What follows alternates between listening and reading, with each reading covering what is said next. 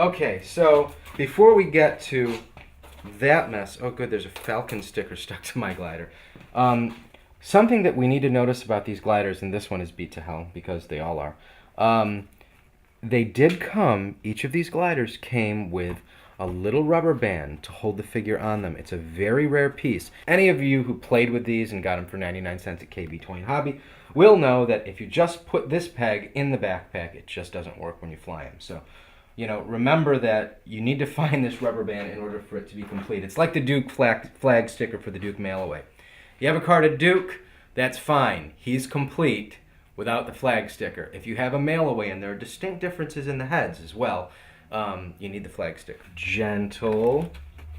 These stupid pieces of crap. I remember when they discounted, I wish I still had the price tag on mine. I remember when they discounted these at KB toy stores for 99 cents. And they had stacks of them. They just won't sell because they're really crappy toys. Something else about the Falcon.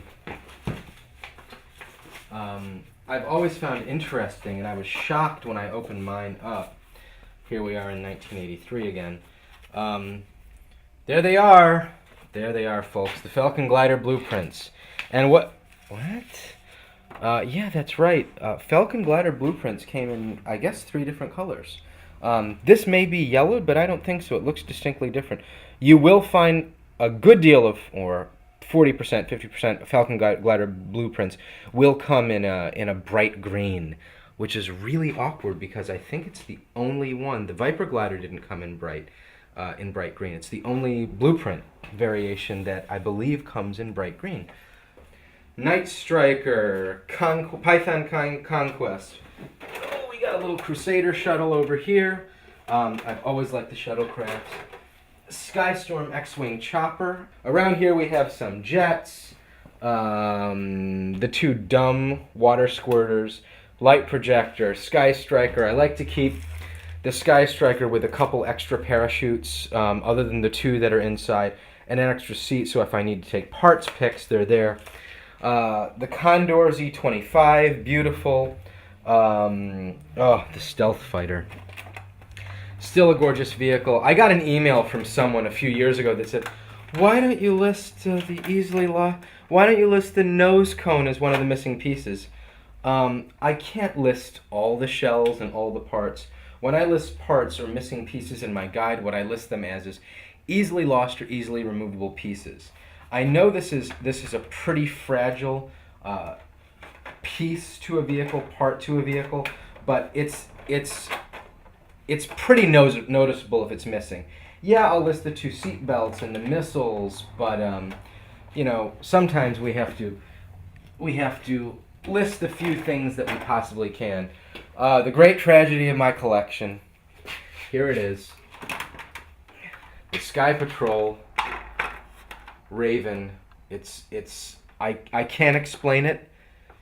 It looks like it's been through a war. I bought this mitten sealed box about 6 years ago.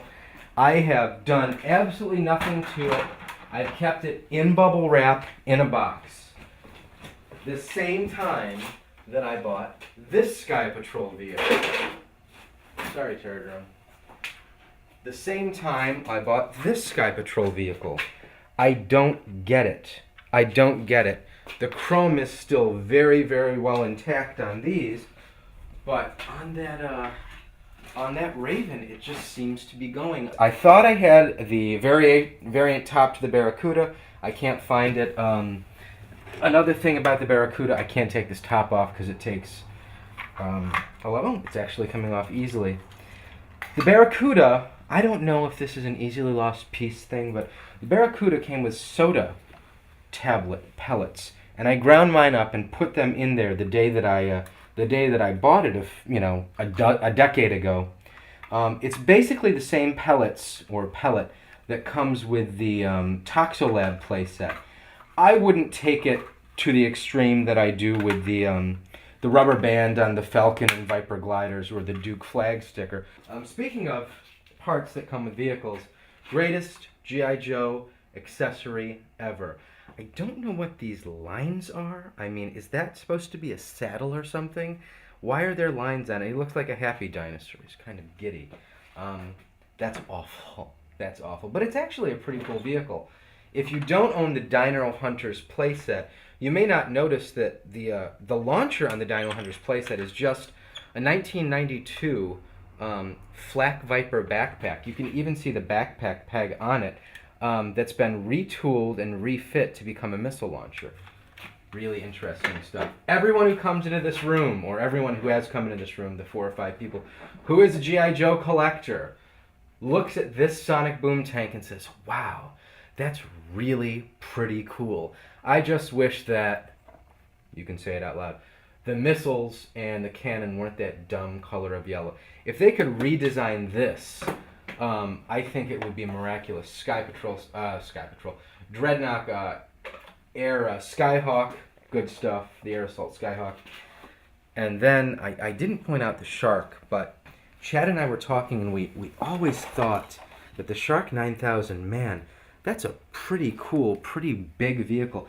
I'd love to see that. We'd love to see it in Hasbro. Neil, we'd love to see this in Cobra Blue with maybe some Cobra insignias on it. Just all decoed out with maybe a couple Army Builder characters. I don't care. Put Copperhead behind the wheel. Put three eels on it, or you know, Hydro Vipers. Who cares? It's a beautiful mold that Hasbro should reuse if they haven't lost it. A box for Zartan, the Eco Striker. Even if the colors are stupid, I still think it's really, really nice. The Cobra Invader. Enough said. These are really catching steam lately. The Gears and Techno Viper battle suits. And you know, if you don't own them, you might not notice it actually says Gears and Techno Viper on the Power Fighters right in the middle of them. I will not picture this kickstand as a loose, easily removable part in my book. Would you like to know why? Because I'd have to take it off to list it as an easily removable part, and I'm not going to break it. So, hey, this is an easily removable part. It's an easily lost part. Don't lose it, folks. Just like the saddlebags, the seat does come off, just like the tip here. Cobra Battle Barge, the regular version. The variation is here somewhere with the white stickers. Avalanche, beautiful vehicle. Regular Locust, septic tank. Blockbuster, which is not bad for a 1994 vehicle. Big, dumb, foam darts. And the Armor Bot, a sad story. He's fine, don't worry. 2 of the cooler play sets, you know, Rolling Thunder, Thunderclap, great vehicle. You'll see the bombs in the book. The greatest G.I. Joe missiles ever made with other tiny little missiles inside it. Cobra Bug, again, everything here is mint loose complete. And if there are removable accessories, I saved them. Tiger Rat with the, you know, battle damage panels. I think we have a little bit of a Canadian flag on that Tiger Rat too. Good stuff. Support Canada. Oh, a really dumb plane, the Fang 2. Devilfish Act to make a change on the Ultimate Guide. These are easily removable parts and must be noted as such on this and on the Tigerfish. Imp, Battlefield Robot Devastator, Piranha, Overlord's Dictator. Beautiful helicopter, the Tomahawk. Firefly, Patchy, Hurricane, Mamba. I'm not even going to mention that because that is too hideous for description. Shame on you, Hasbro. Shame on you after 1991. A lot of stuff. I know you guys are probably bored with my talking. So other than setting up the vehicles in the garage, I also wanted to set up all the figures from the original G.I. Joe line.